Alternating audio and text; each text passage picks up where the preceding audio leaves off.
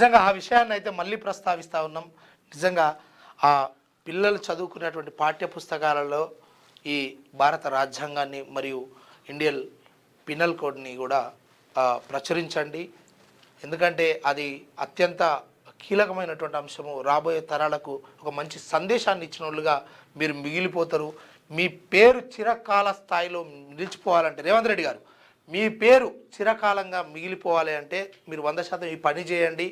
మిమ్మల్ని ప్రజలు హర్షిస్తారు. పేద ప్రజలు హక్కున చేర్చుకుంటారు. మిమ్మల్ని గుండెల్లో పెట్టుకొని చూసుకుంటారు. ఏ విషయాలైనా ఎంత కోపమో ప్రేమో నష్టమో నిష్ఠూరకమో ఏదో ఒకటి మంచో చెడో మొత్తానికి ఈ ఈ రాష్ట్ర ప్రజలలో గుండెల్లో చిరస్థాయిగా నిలవాలంటే మంచి కార్యక్రమాలు చేయండి.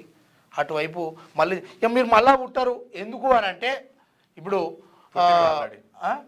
పుట్టారు కాబట్టి మళ్ళా పుట్టారు. అయితే ఆ పుట్టని దాంట్లో ఏంటంటే మీరు ఇప్పుడే మంచి చేయండి. ఎందుకంటే ఇప్పుడు మీరు చేయాల్సిన కార్యక్రమాలు అయిపోయినాయి. ఇక పోయే తరానికి వచ్చినప్పుడన్నా పోయే సమయానికి మనం వచ్చినప్పుడన్నా చేరుకున్నప్పుడన్నా ప్రజలకు అంతో కొంత మంచి చేస్తే గుర్తుపెట్టుకుంటారు. కొంతమందిని ఇప్పుడు మనం కూడా ఇప్పుడు ఎంత మంచిగా కొనియాడుతున్నాము. రేపు రాబోయేటువంటి తరాలు కూడా మిమ్మల్ని కొనియాడుతాయి. మీకు ఎలాంటి డబ్బు స్వార్థం లేదని మేము అనుకుంటున్నాము. అట్లా స్వార్థం గిట్లా లేకపోతే మీరు ఈ పని చేస్తారు. లేదు నలుగుట్లో నారాయణ గుంపులో గోవిందం అని అనుకుంటే చేయరు అంతే.